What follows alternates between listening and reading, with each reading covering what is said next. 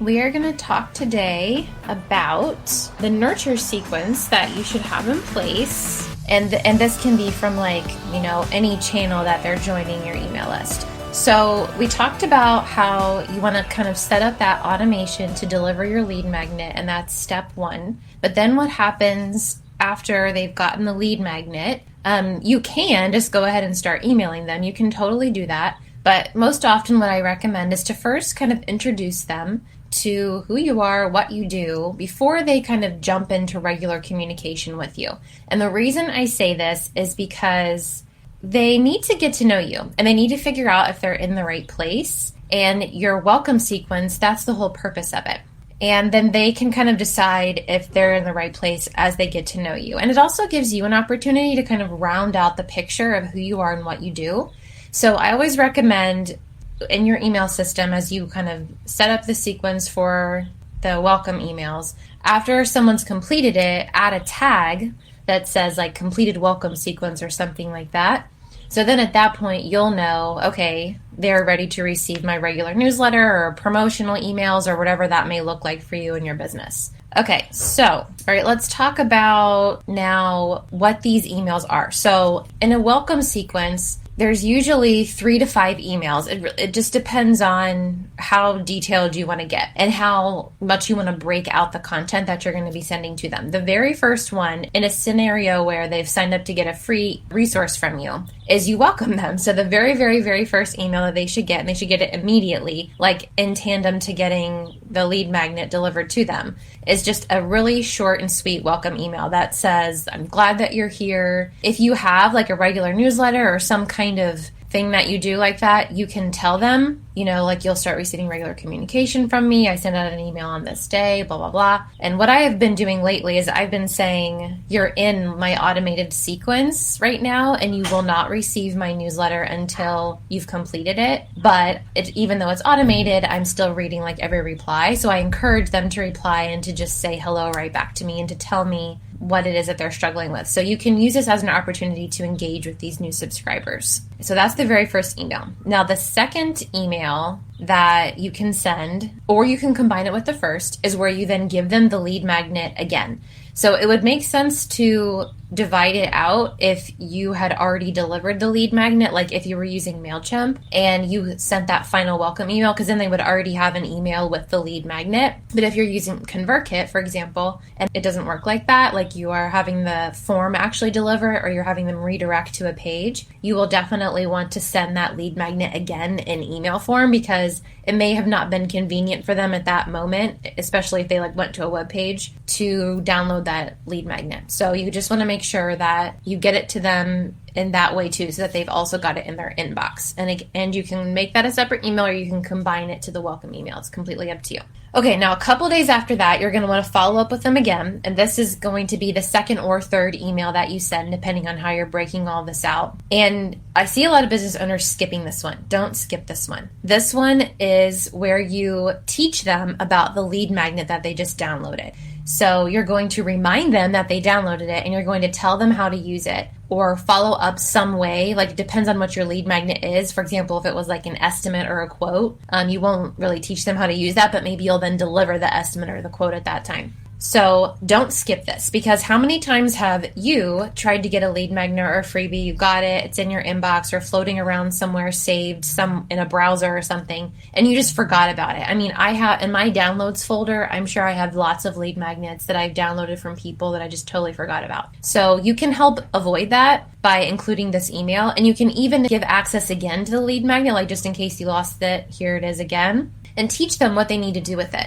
so that they remember, it's fresh in their mind, and they can just go ahead and access it and move forward with it. Now, here's the other reason behind this, is because any lead magnet should include some form of a call to action.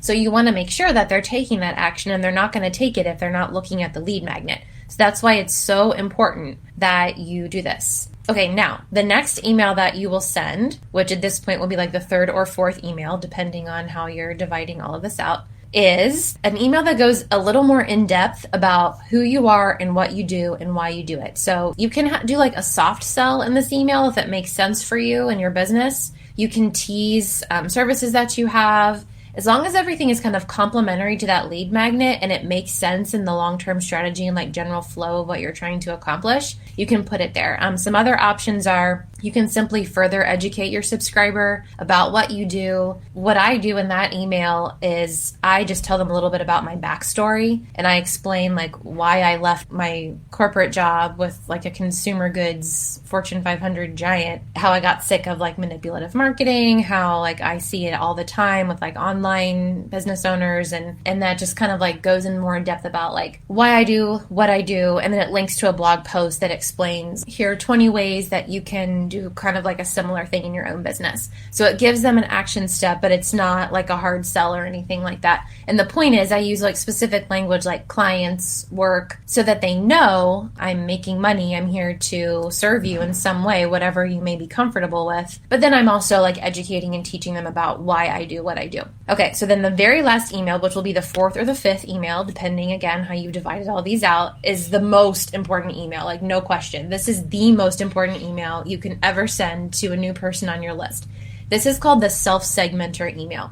And I'm going to explain what this is. As I'm saying these words, it's going to sound like a lot, but I will update the description and break this down because it's really important. So when you are self-segmenting, you are basically having your email list divide out itself, so you don't have to like go back and figure this out. So when somebody joined your email list, obviously they have like a specific interest in something that you do, but chances are your business has like multiple things that you do. And you probably have like different points along your purchasing or sales funnel that someone will be in until they finally make a decision one way or the other. And so it's important to know where this new subscriber falls in that funnel. Are they someone who's just gathering information? Are they someone who's a little bit closer to making a decision? Or are they someone who's ready to take action right away? Or like, are there specific topics that they want more information on? You need to know how to file them in your email system. And the self-segmenter email accomplishes that for you. So the way that you set this up is first, in general, you'll have to kind of decide what are those buckets that I want to organize people into. So for some people, like if you're a photographer, maybe if you do family sessions, but you also do newborn portraits, and then you also just do, I don't know, like pet portraits or something. So those are 3 different areas of your business. So you'll want to know what is that person interested in. Or if you do business services, maybe you have like a few different aspects. Maybe you help people plan out strategy. Maybe you help people with their branding, and maybe you help with content writing or something. So you'll want to know where they fall in that. And then if you are offering like quotes or estimates, you'll want to know like where they're at in terms of getting access to that. Are they someone who's just gathering information? Are they ready to take the next step?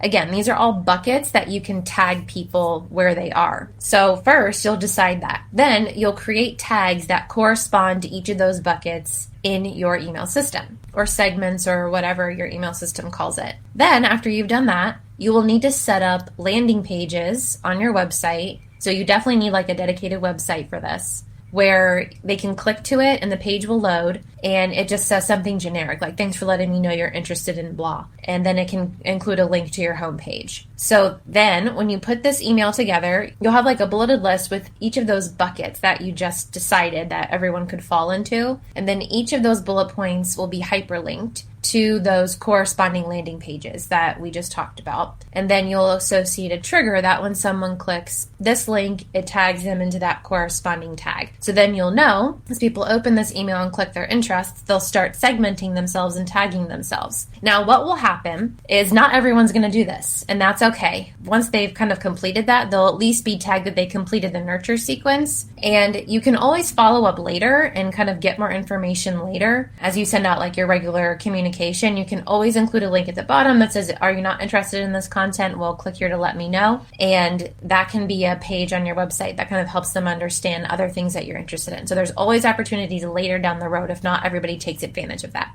And that's pretty much it.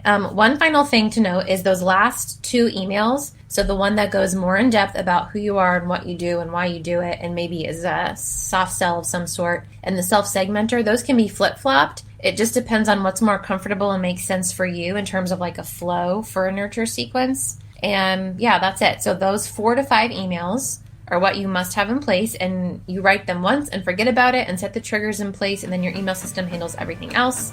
And then you just make sure that after they've gone through all of those emails, they're tagged, that they've completed it, and then they're ready to move on and start getting your newsletter or promotional emails or whatever you may do. That's pretty much it. So I hope everybody has a really good day, and I will talk with you later.